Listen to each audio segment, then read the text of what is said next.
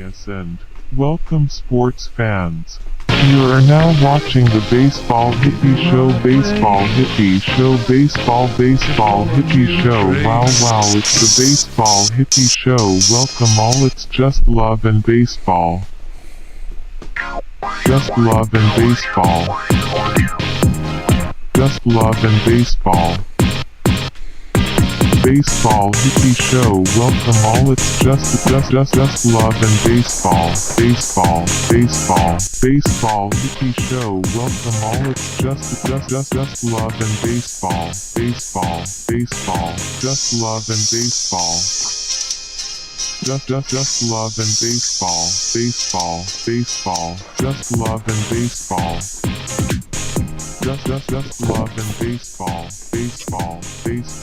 Baseball Hippie Show. Welcome all, it's just love and baseball. Baseball Hippie Show. Welcome all, it's just welcome all. Baseball. Just love and baseball. Just love and baseball. This is the Baseball Hippie Show. Love and baseball. I am the Baseball Hippie. Just love and baseball. To my right, we got Brownbear, engineer extraordinaire, Brown Bear, also known as Papa Bear. What's good? Your dude, looks good. And down below, but not below, above, Tobella.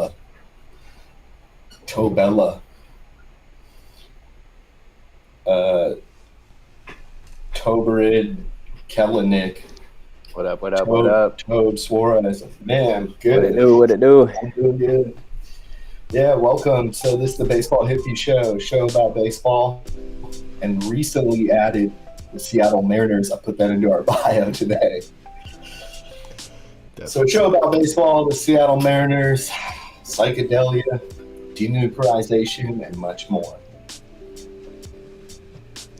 This is the second episode of the fourth season here of the Baseball Hippie Show. And it's June 29th. Let's get started, everybody. Let's get started. Well, as we always do, to start things off, I asked Brown Bear how he's doing, and then I asked Tobe, but we'll start with Brown Bear.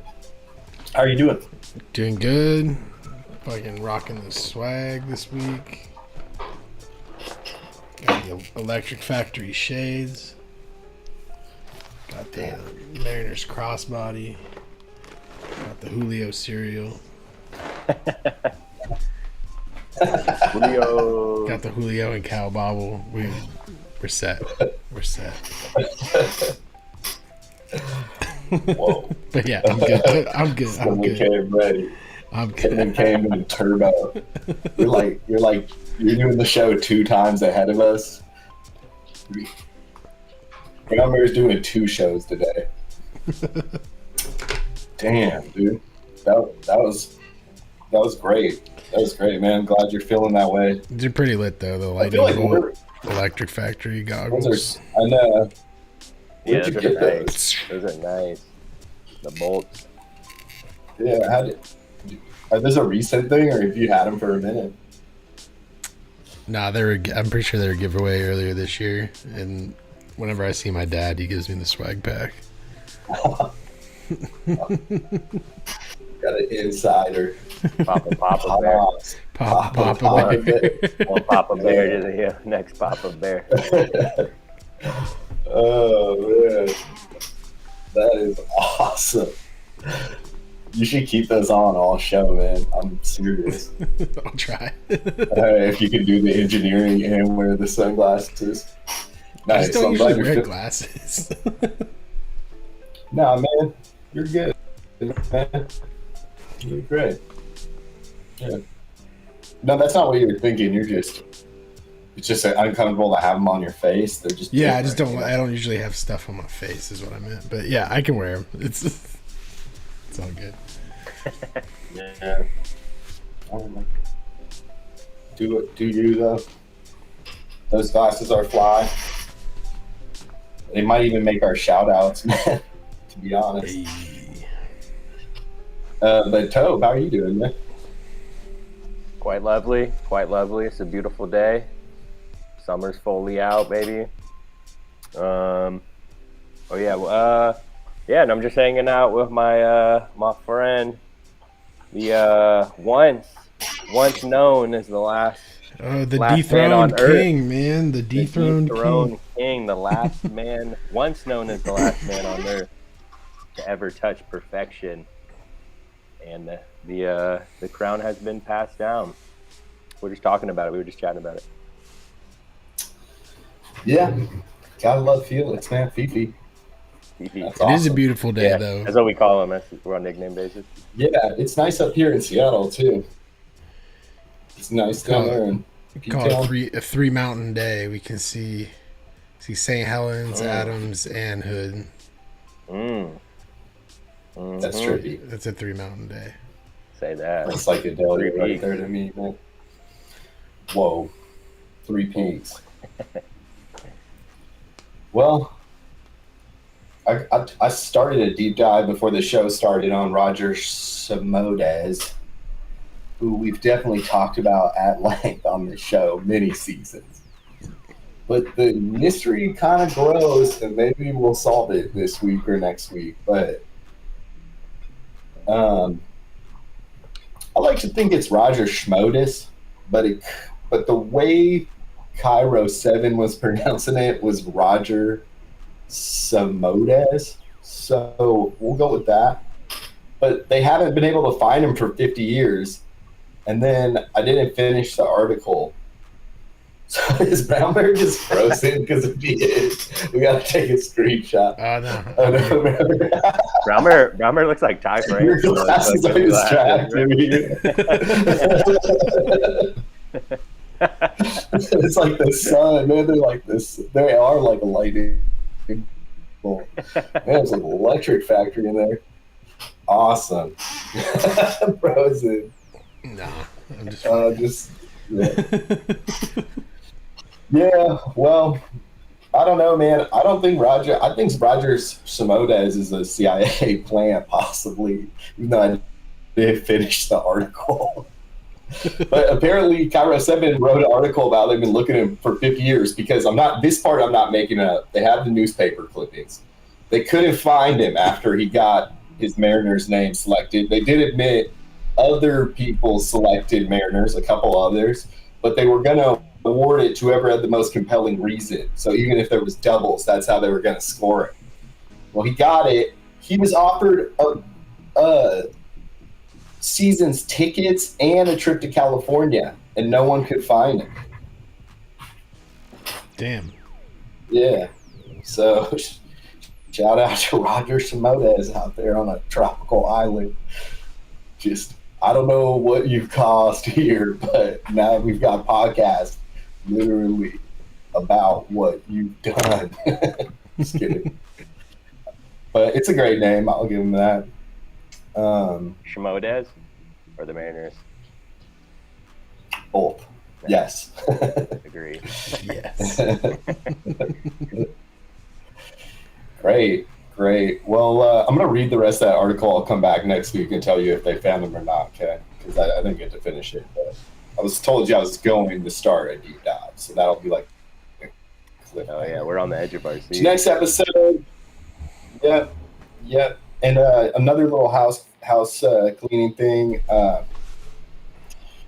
It doesn't matter. When I took a picture of the tweet that usually goes on our Instagram, to symbolize that we're having a live show, right?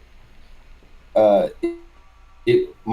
had the dark background, and then I was like, "Ooh, that's kind of nice." So we've only had the light background up to now. I could retake a screenshot. Does anybody care about that? Let me check the chat. Nah, dude, I'm dark mode forever, dude. Dark mode forever on everything.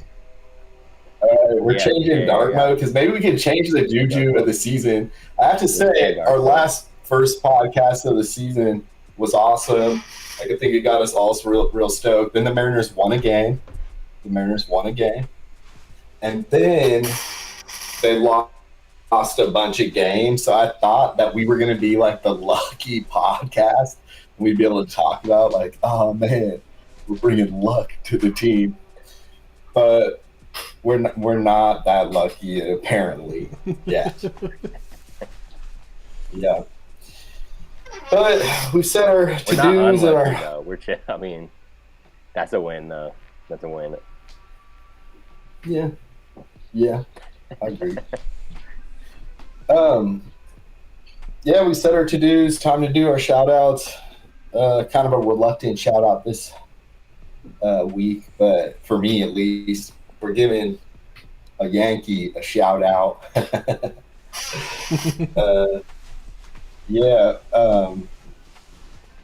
Sorry, I forgot the dude's name. Yeah, who pitched the perfect game? Domingo Herman. Domingo Herman, shout out. See, I couldn't even say his name. That's how reluctant the shout out was. But nah, shout out Herman, and it's a little suspect, I'll say, from a Mariners perspective. That we did bomb him out a couple weeks ago. And he had just a week ago while we were doing this show, I'm pretty sure. About a week ago. Okay. Did he or did he not get caught with a foreign substance this year? Yeah, like a month ago. Yeah, like he had a 10-game suspension. This quote, the stickiest hand I've ever touched. Shout out. Well, that's cool, man.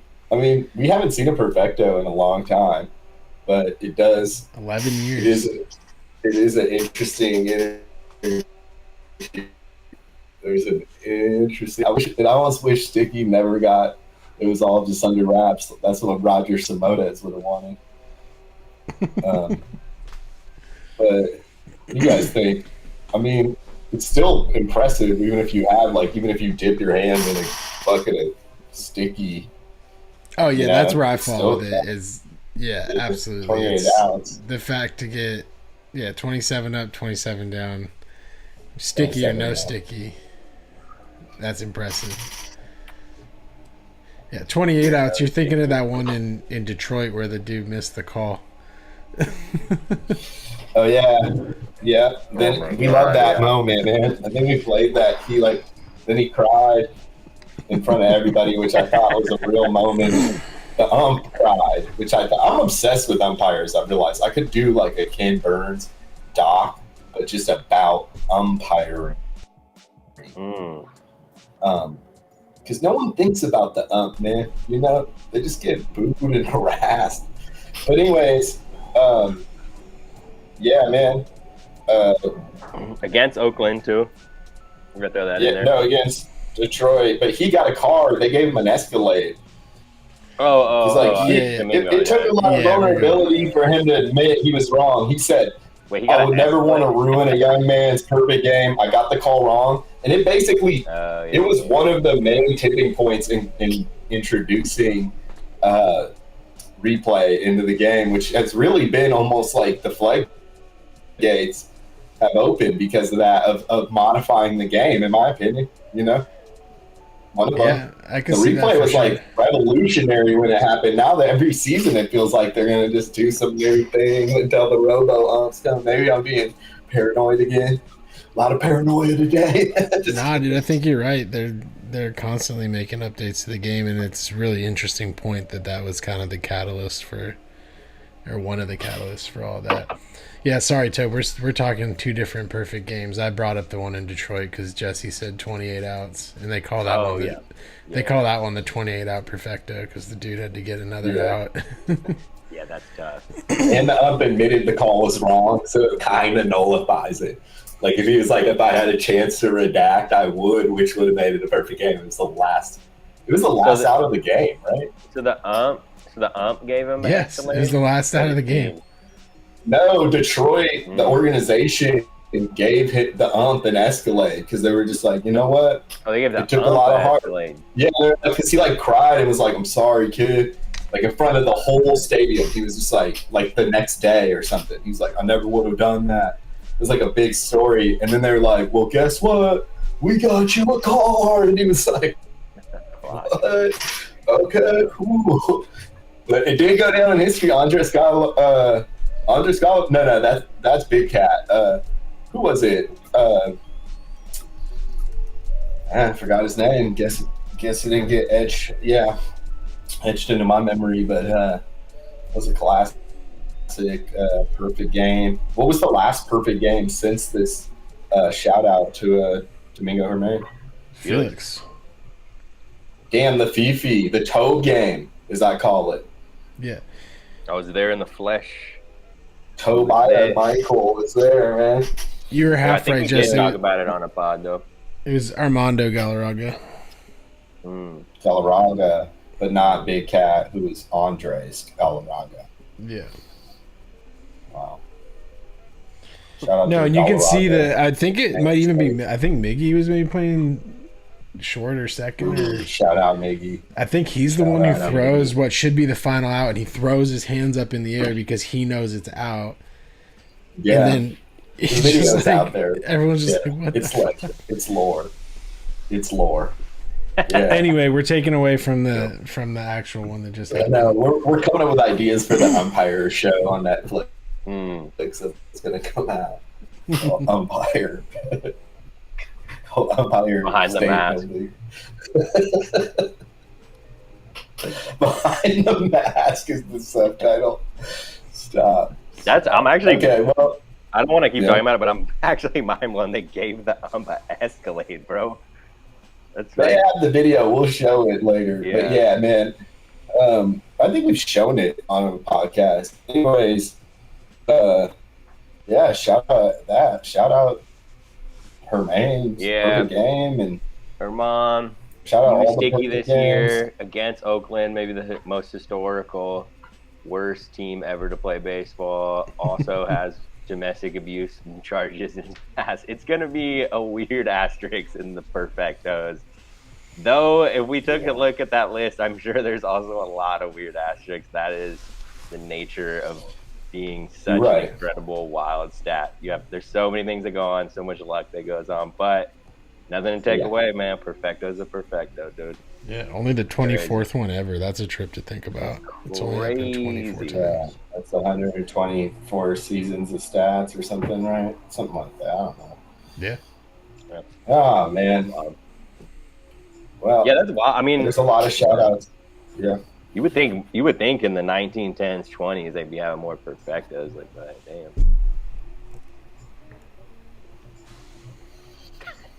I mean, they took me and Josh Jacob Jingleheimer Schmidt were talking about the complete game, the lost art of the complete game, total mid-century, early century stat. It's just gone. It's just completely been erased. You could argue the 80s and 90s brought some gamers, including Nolan Ryan, and even Randy seemed to go games. But man, just going a complete game alone is a feat in today's game. The way they do them now, that can change easily, man. We know how baseball just is weird like that. It just like it's definitely like culture driven to me, or maybe there's some schmotus behind the whole thing, but it's like, you know, it's just the way it is. I think it has a lot to do with that there actually is a lot of pitching talent, and some of it goes to the bullpen, and it's like, why not? It's like, you know, it's like it's the smart money to not pitch your pitchers into existence before going into the playoffs, which is like another season. Everybody knows that. But it's badass, I think. It kind of represents the old school of baseball for sure. Yeah. Those are the shout outs. But yeah, man. Anything else? Should we get to the weekly round? Weekly roundup. All right, this week's weekly roundup. Obviously, the perfect game. I mean, every no in perfect game gets shout out on the baseball hippie. Just, you know, I guess off principle. just a respect thing, no matter how sus we think it is. Everybody's wearing sunglasses this show. I keep talking about Schmotis. It's like the sus show. It's like the UFO, UAEs, or whatever they're called nowadays. Man. No. Whoa. It just did. You guys both just did something with your glasses. All right. Anyways, weekly roundup. Man, a lot of other things. Ohtani continues, man. 2 homers and 10 strikeouts in the same game. Arcade. I'm gonna call him the arcade man. The arcade plays man. he's like plays Griffey in 64. A big Yeah, he's like the human cheat code. Yeah, he's chill. He's very chill. What if everybody was that good? That'd be fucking wild. Like everybody. Well, like a team full of Ohtanis. I guess they just cancel each other out at a certain point. It's not possible. The whole strategy would change if you had multiple on the mound in the game. Couldn't you pitch them, take them into the field, and then pitch them more? Is that a rule that you can do? Have we ever thought about that? No, you can't. Once you take the pitcher out, he's not. There's got to be an MLB rule that he's not. That's a good question. Yeah, because it's got to be, because then they would just go back to bullpenners. You know what I'm saying? No, I thought what you once a player leaves the field. I thought you meant like if he starts the game and then moves to left field pitching, and then comes back in as like back a closer. and pitches. I think Madden used to do that. Yeah. You're right. He would take the he would play reliever and put him in right field, and then he would just be like, "Oh, now he can face the 3 lefties coming up again." Right? Wasn't that the strategy, or am I making that up? He definitely played relievers in the field. I don't know that he had them pitch, then play the field, then had them pitch again. I don't know. I'd have to look. I thought it was more to not mess up the batting order.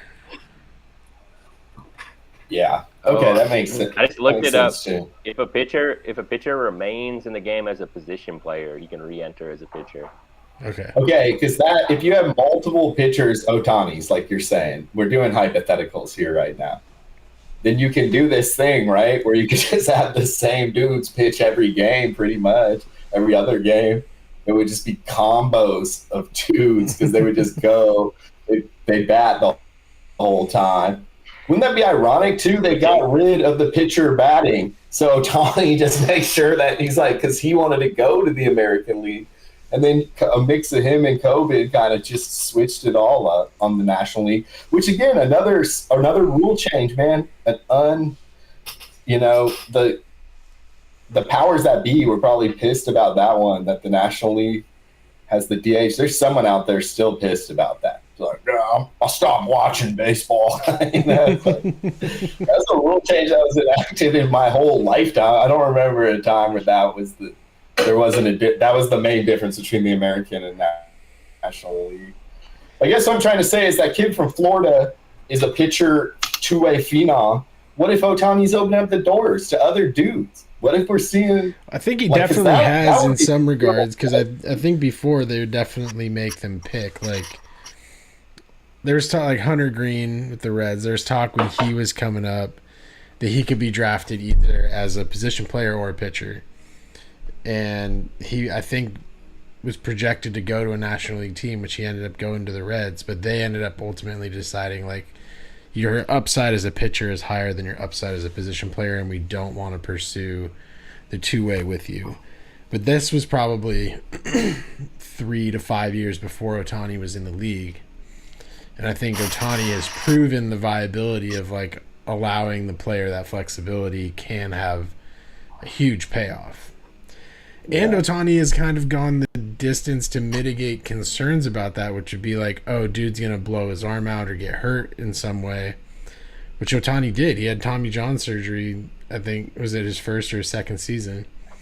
Yeah. And he's back and better than ever. So I think both the fact that he's in the league, playing as well as he is, but also that he's had the experience that he's had where he has come in, has gotten hurt as this huge, like, kind of, it was seen as a liability to allow a player to kind of to play that way.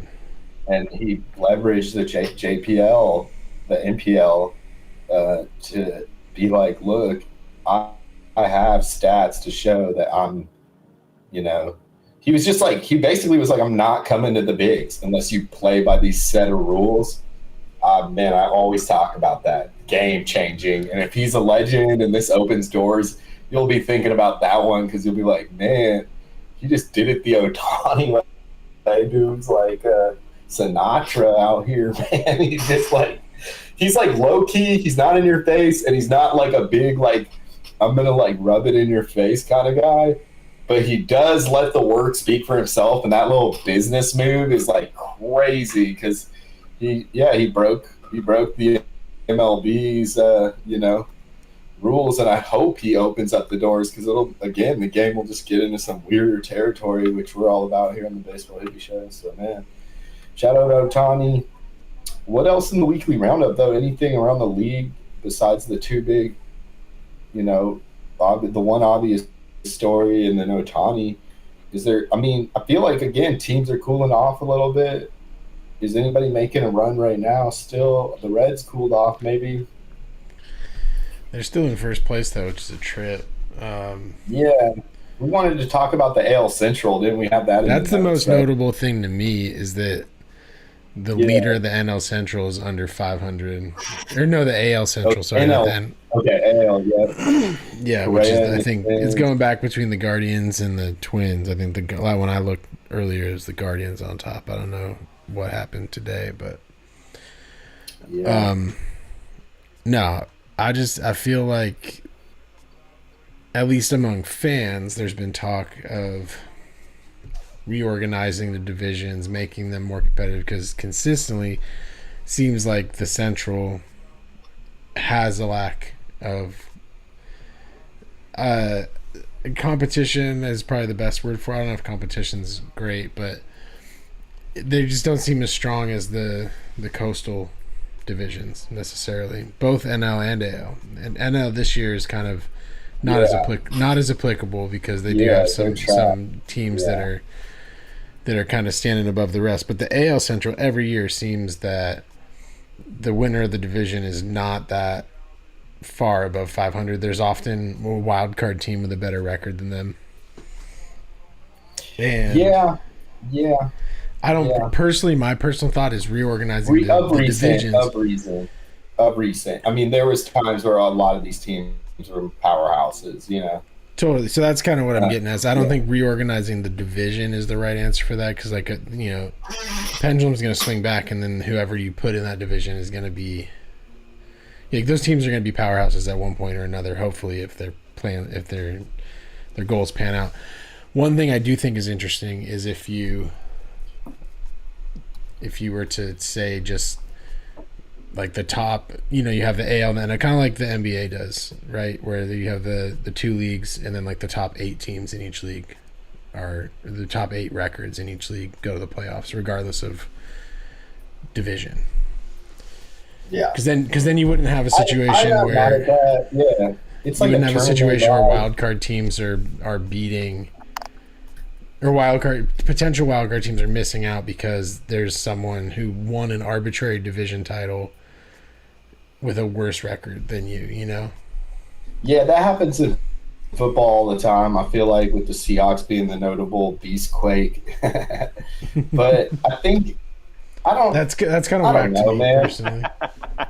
I like tradition, but I also the playoffs is definitely a tournament, and it's been tournament style for a while. I like, as long as it's just the 7-game series or whatever, a set of series, I think it'll be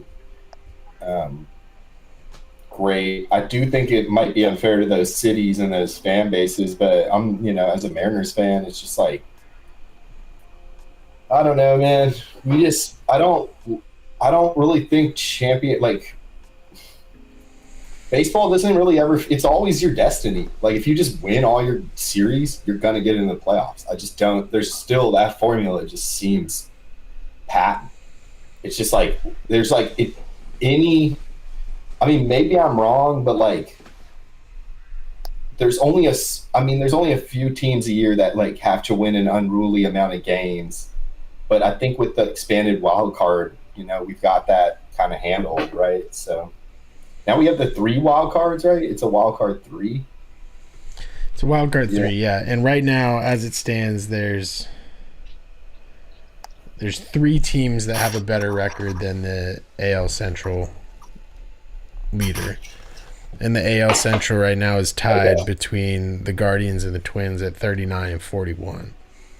So you're basically saying if the Mariners were somehow not a coastal team and got shipped off because no one wanted to play baseball in Seattle, they got shipped to say, I don't know, Des Moines, Iowa, or say, is that yeah, that's a place, right? Say Nashville, Tennessee. That's actually like a realistic expansion city. Yeah, Nashville, boom, boom, boom. Then we're in the Central. Now we're tearing it up. Now this podcast doesn't have it like we'd be in second. We'd be in like actually in third place because the Guardians and the Twins are tied. That has actually. I just want to clarify.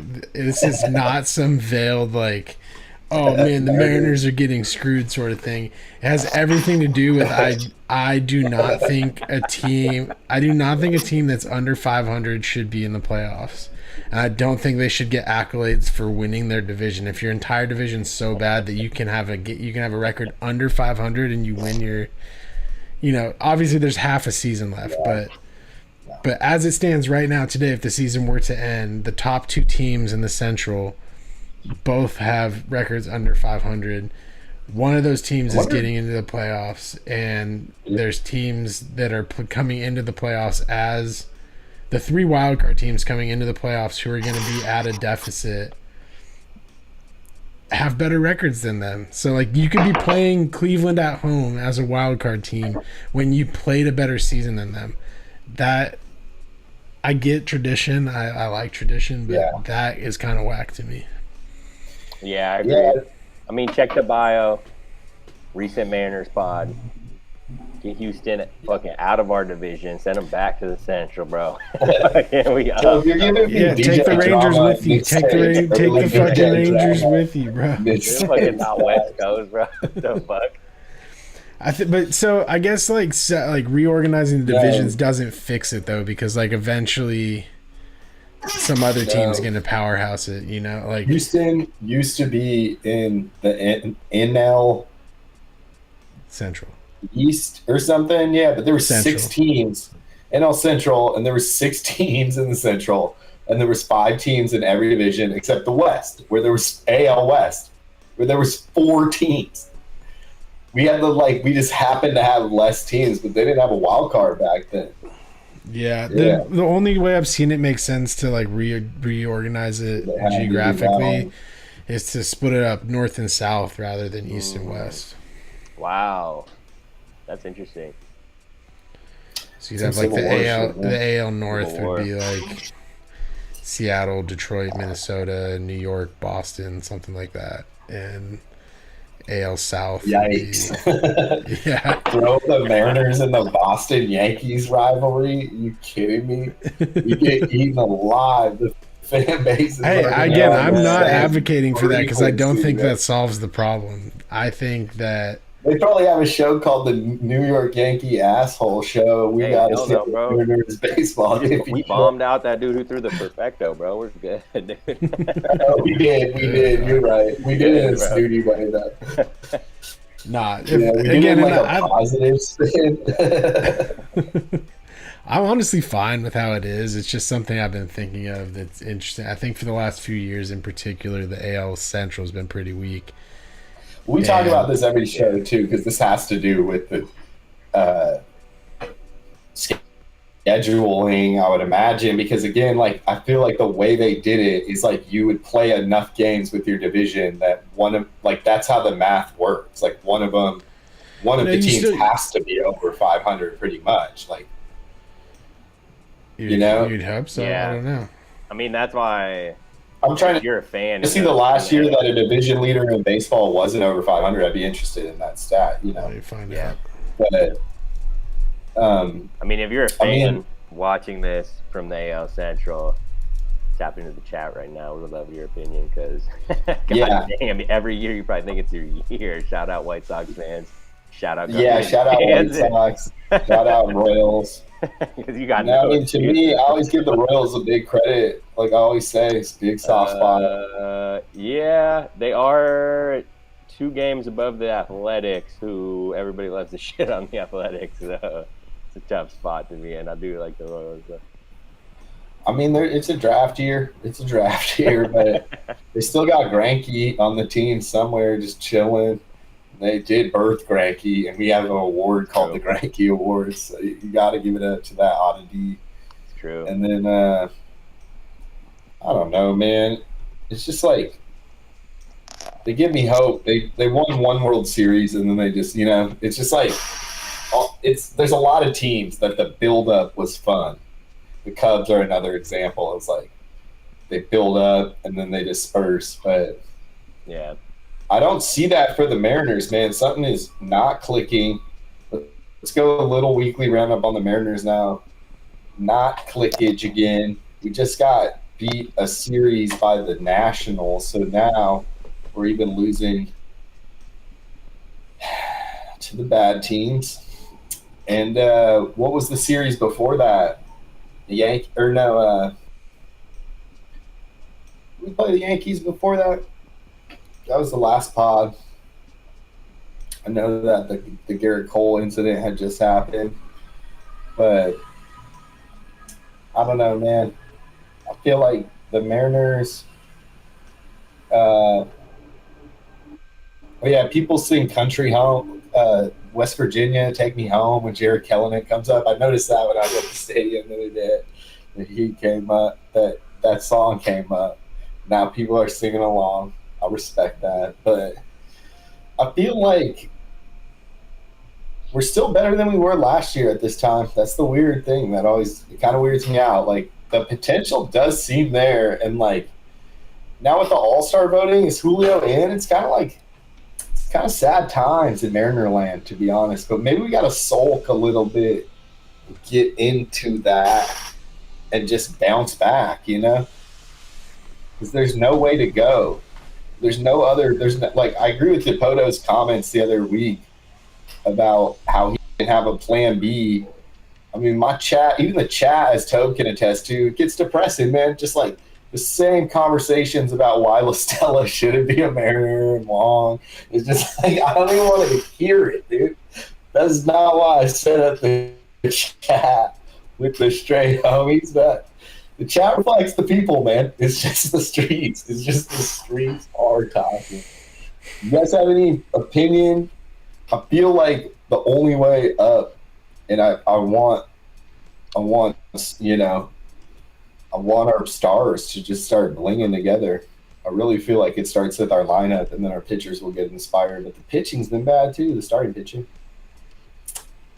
You guys got any opinion?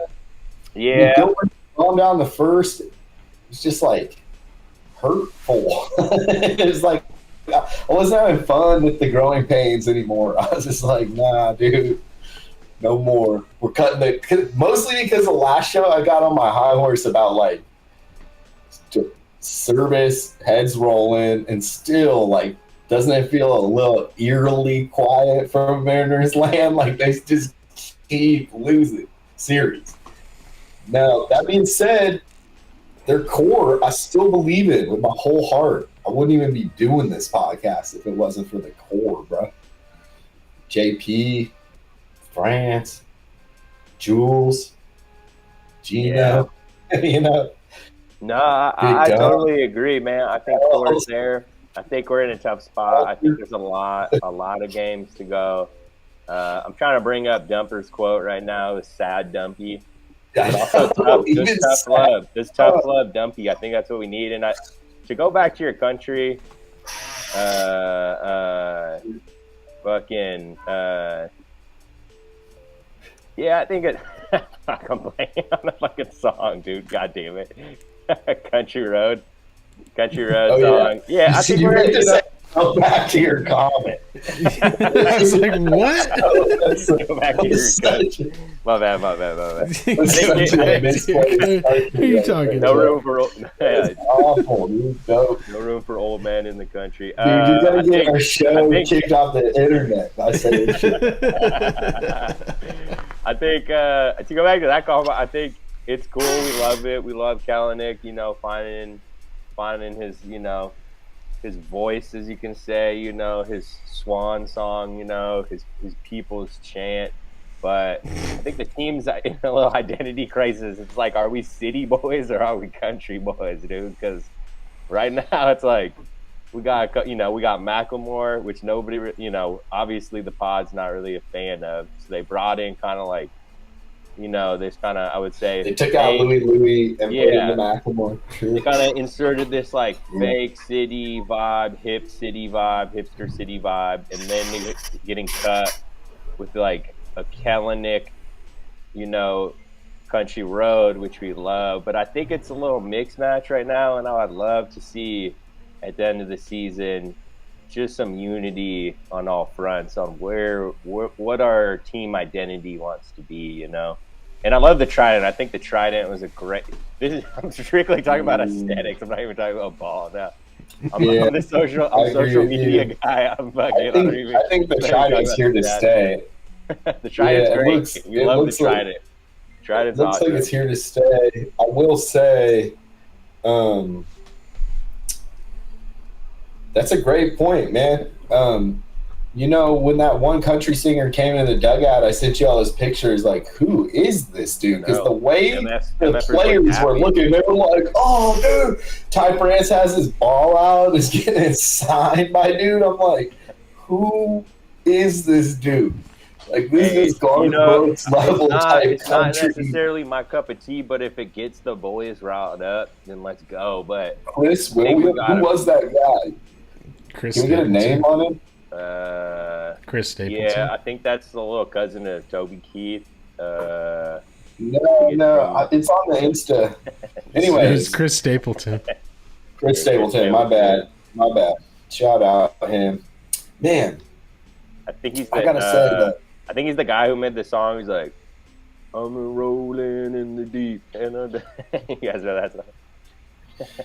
Not the way you sung it, but the words.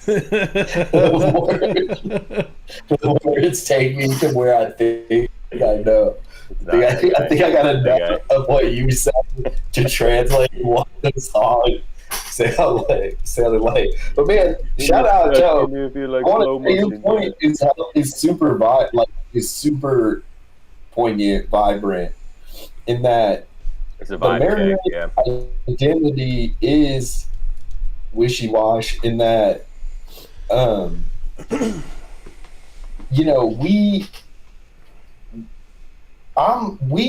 the Macklemore thing bothers me, but not enough to give up on the Mariners. And I keep thinking, like, what would it actually take for me to say, fuck the Mariners? Like, I don't love the Macklemore coalition, but I understand it. And I also respect that, like every Seattleite, I just respect. I respect what Macklemore did, though, or does.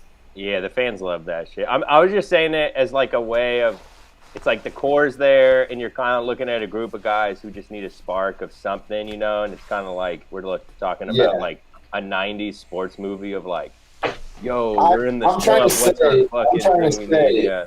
I'm trying to say is, like, with all these changes, we've kept up with the Mariners, and you know what I'm saying? Like, the fans will follow.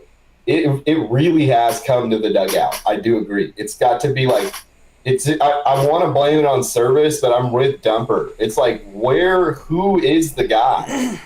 And I think naturally it starts with Julio, but we were crazy coming back. Last year it started with a fight. I hate to promote violence. Yeah, but I know. The double wink. The double wink. We know about it. It was legend, man. We talked about it on the show. It was a turning point.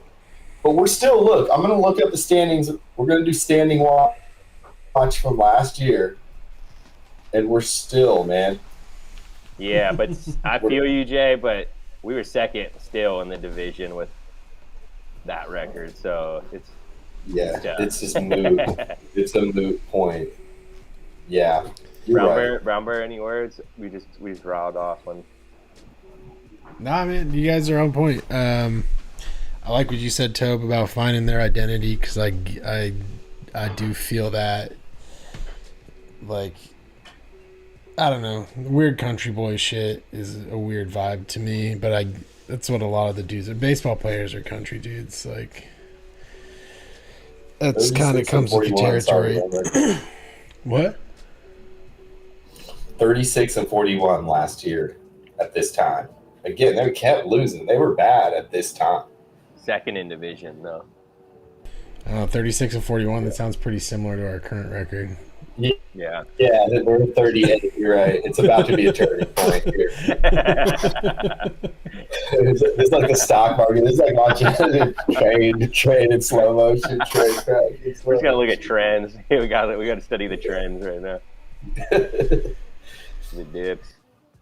But yeah, I think finding a something to unify the team around that isn't some John Denver song that doesn't really like vibe with the Seattle vibe, dude. I don't know. That's weird to me. Like you live in the Northwest, which is like, yeah, there's country parts of the Northwest, but not fucking Seattle. Like Seattle rejects the East Side because of that shit. Like, it's not Spokane Mariners, bro. It's the stadium that Griffey built. I mean, goddamn, bro. Like, but whatever. I mean, I don't know. It's whack to me personally. Yeah, I think it's whack. So I wish they would figure something else out. Look, I'll sing Country Road. I'll sing Country Road. 20, 18 games. Oh, just gonna be there tomorrow, belting it top of his lungs. Yeah, I kept saying Brash last show, but I meant Kirby. Gilbert and Kirby on the cover of Sports Illustrated, us up 20 games. That's the lead singing Take Me Home. But man, when you're losing like this and then that comes on, stinger. A little stinger. Anyways, I don't want to end it on a negative note because I want to leave you guys with this, which is, and this is baseball hippie style. I'm all in, man. With the Macklemore changes, with the country road, I don't care. There will be no distraction for me. As long, like, I would like us to sign up a few more pieces, but it's all going to just depend on if these guys can play good together, the core that I'm talking about. And I think they can, man. I really believe. I'm a hipster, man. I'm on it.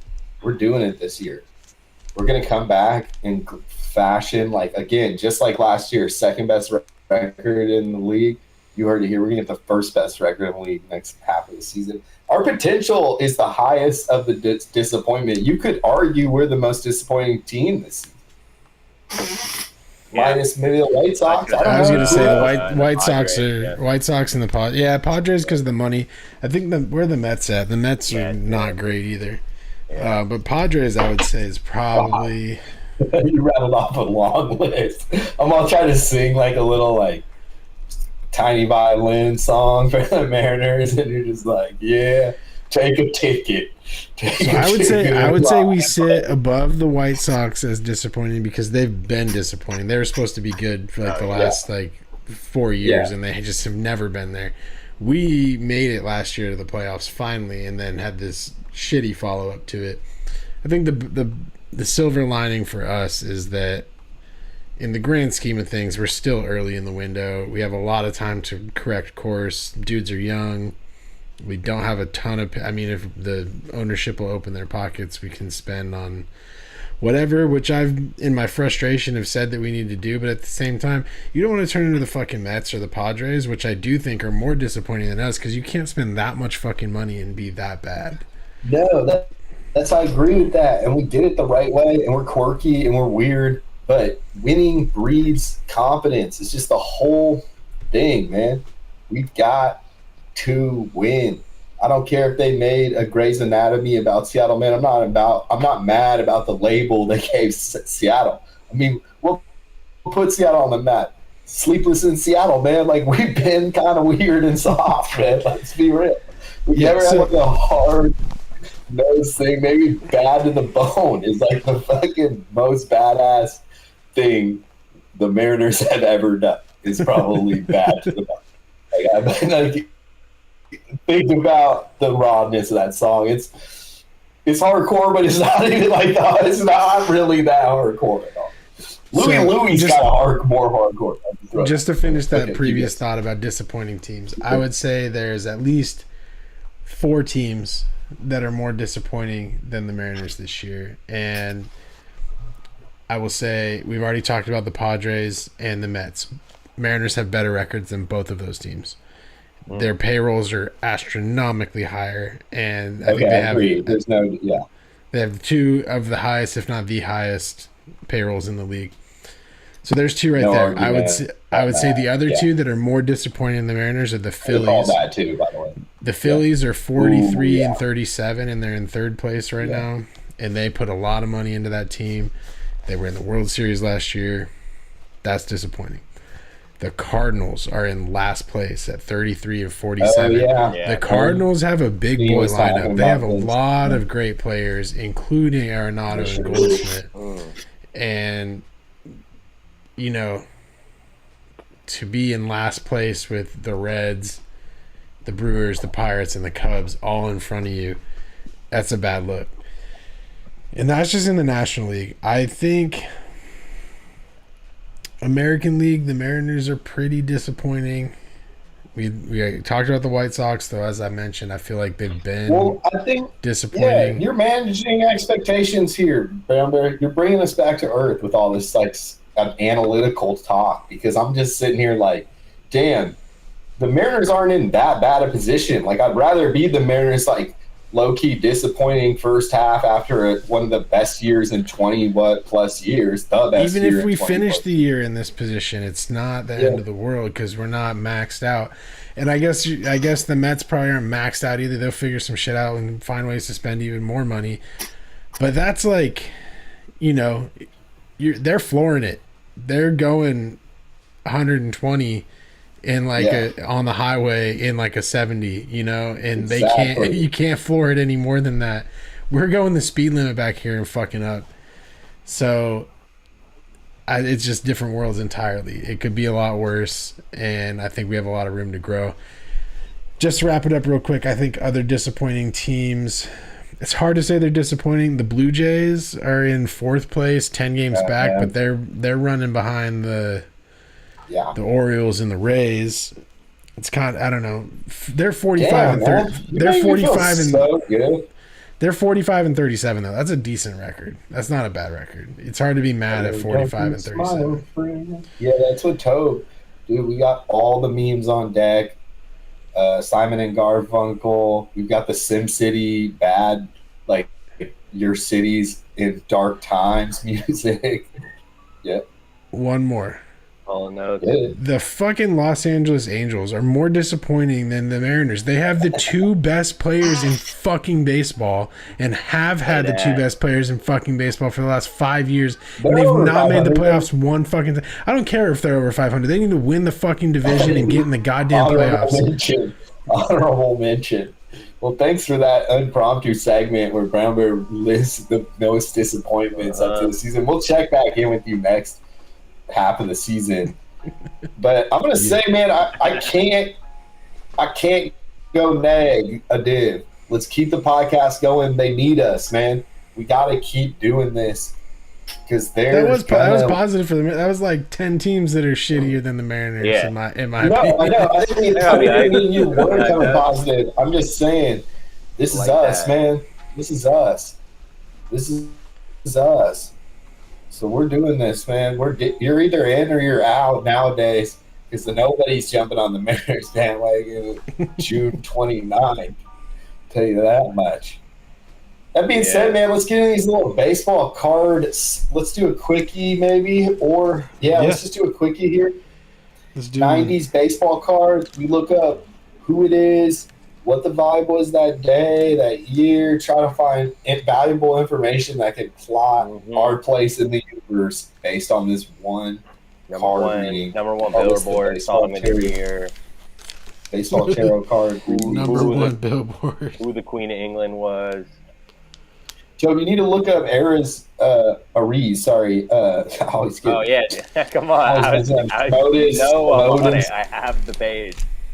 It's a late What do we do? episode. Let's do a 1992. Thank you though. Thanks. Yeah, thank you. We're doing a 1992 unopened pack. I know, but that. Where are we at here? Joe, let's give a shout out to that show you were telling me about. I haven't seen it yet. I gotta watch it. The card collector. It's called The Idol, featuring The Weeknd and Lily Rose. No. No, it's not. But no, hell no, that show is trash. Okay, what's the card collector show? No yeah, fucking Golden. way. Oh, rookie Michael Jordan card. Who is it, Griff? Griffey. Oh, no Card, way! damn. No way! You just pulled a Griffey. I'm shaking. That's a weird picture of him because I doubt he hit that ball. I was I don't know looking if you for can it. see.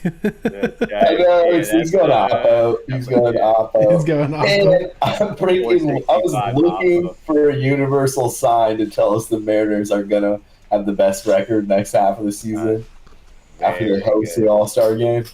Hello. And that's the sign I needed. Hello. We'll be checking back in next episode. Damn, bro, this is a sick pack. So the guy we're gonna look up is this Omar Olivares guy, because there's two of the same card in this pack, which is kind of wild. Whoa. Are they shiny? What are we looking at here? They're not. The Griffey one's kind of shiny. It's got like gold, like around the edge. Wait, what's our player's name here? What is our player's name? Omar Olivares. All right, Olivares. Damn. Yo, this might be my look though for the rest of the pods. But yo, this is a savage ass pack, because you know who else is in this pack right here? Michael Jordan rookie card. Yeah, Michael Jordan rookie card. We got Tino Martinez. Ooh, Dino. And we got Dan Wilson with some like gold leaf. Ooh. I think from his time on the Reds, I think. Okay. Damn, look at that catcher pass. Whoa, I'm going to blow your mind here if this is true, fellas. And this is a great way to end the show. We needed some good juju vibes for the Mariners. I think this Omar... Oh, no. This is a high school player. Sorry. I wanted to say he pitched a perfect game. And wouldn't that tie the show together perfectly? It's like he was one of the 24 perfect gamers, and you picked two of it. Is it his son, bro? Is he a junior? I think he's a catcher. Or no, he's a pitcher. Oh, he caught a perfect He's a game? pitcher, right? Okay. I can't find his stats. What are we talking about? How do you spell Olivares? Olivares.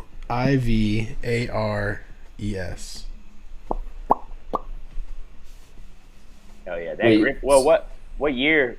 What year is that Griffey? Are they all the same year? 1992.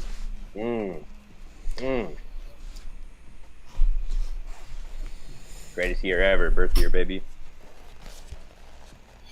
Considered a good athlete, especially for a pitcher. He occasionally used as a pinch runner or pinch hitter. Ooh. Omar Olivares, Puerto Rican born. Fire, pitch runner. Pitcher is tight. Career 4.67 ERA. That's all right. 77 and 86 win-loss Hey, that's record. about the same ERA as Domingo Herman, the newest perfecto pitcher. All right. He played for 12. An article that says.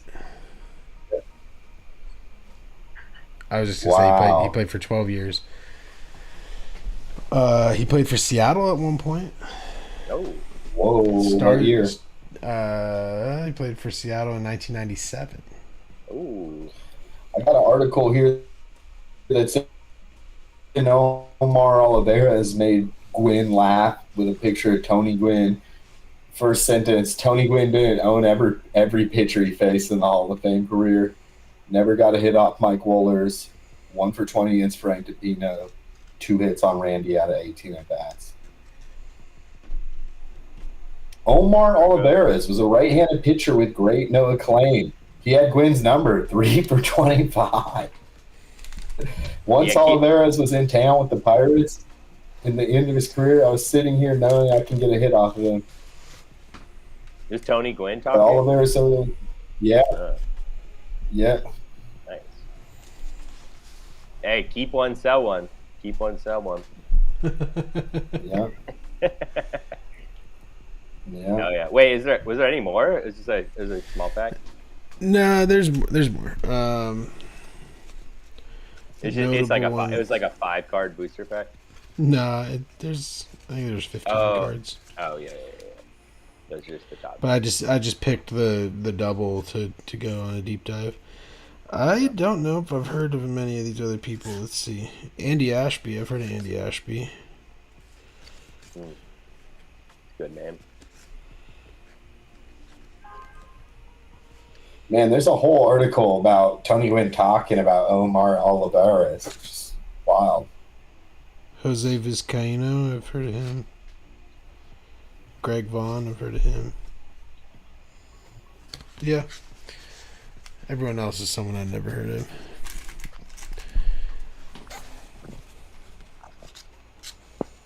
Yeah. Well, that's pretty special. You got 2 of the same player. He must have significant meaning in your existence right now. And That Griffey's nice. question, man. are the Mariners Cool. going to be good? Yeah, dude, frame the Griffey. Give it to your young one. Let him know the legend, because legends are born every day. Baby You know Bear. what I'm Give it to saying? Baby Bear. And that's another baseball hippie podcast, I'd say. Oh, So, wait. Sorry. Luis Torres. Rating check is still at 80 gold card. So they only Luxury. update the player ratings once a month, I think. So we've got to see when the next one is. It's probably coming. Okay. So when it changes, we'll go. We'll hit you with the. No, we'll just check it every show. But yeah, my like- boy is he's a first ballot All-Star player. He's starting in the All-Star game. He's hitting 400.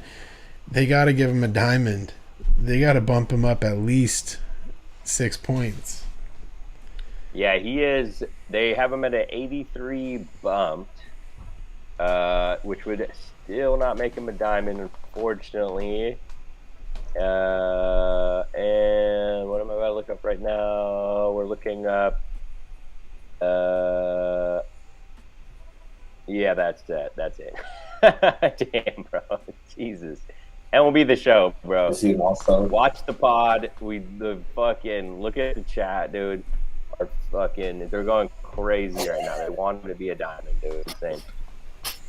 You guys, I'm gonna mention one other thing, a little house cleaning too. I know we usually do that at the beginning of the show, but when I was when I was looking at the bio for the YouTube, it says like it's so hard to read. It says we're the way we use we are like a contraction. I think is what it's called.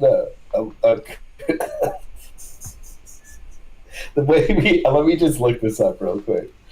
It's so funny. It is so funny that I didn't change it, but it's kind of stupid. This is the Baseball Hippie Show, where we talk about baseball and stuff.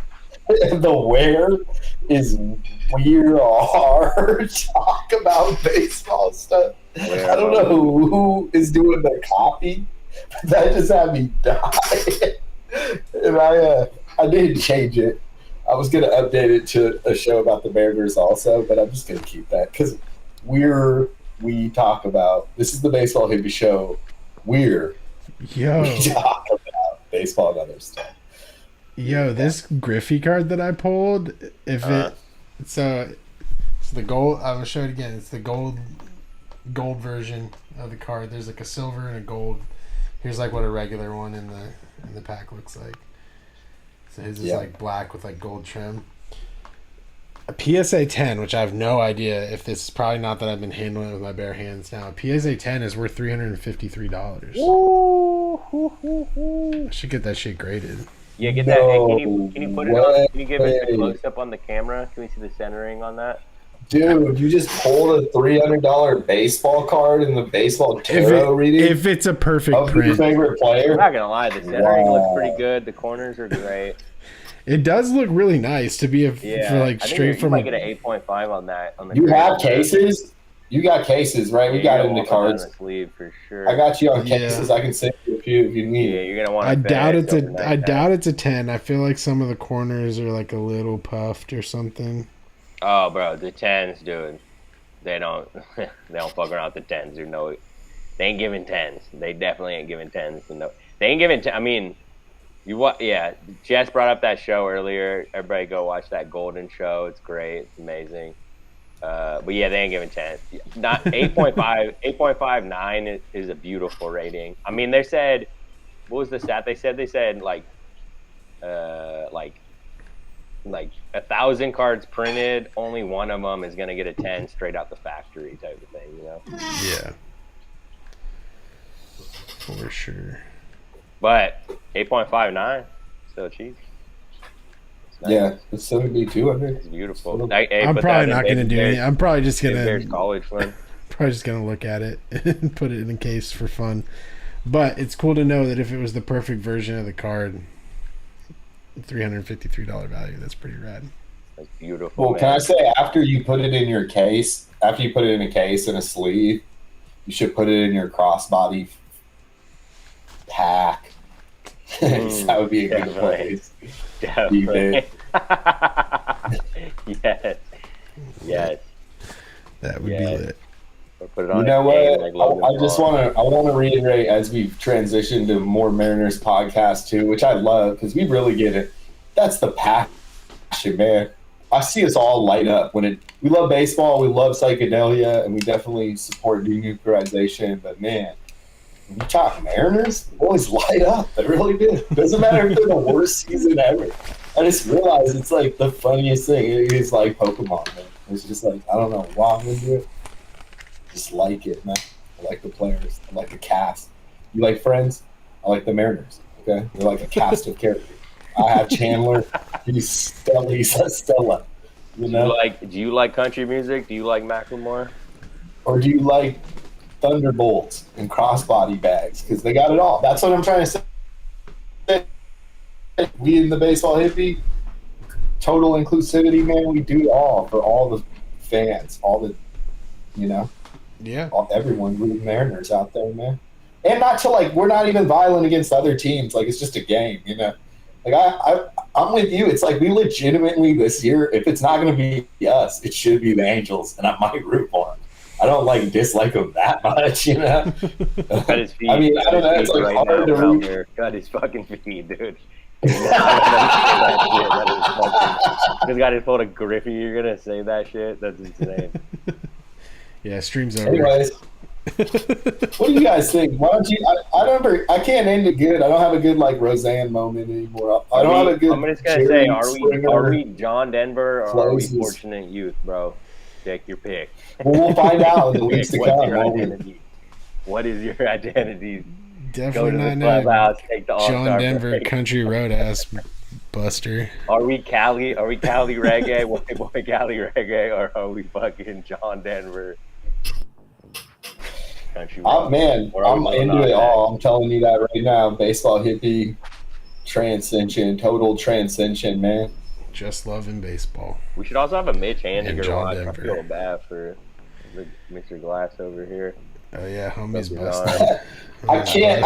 I know that it's overplayed, that movie Dumb and Dumber, but the one thing that has stuck with me the whole time, my whole life, is every time I John know what you're Denver's gonna say. Yeah, I knew It's the weirdest line in the movie where he pulls off and goes the other direction, so they're not in Colorado.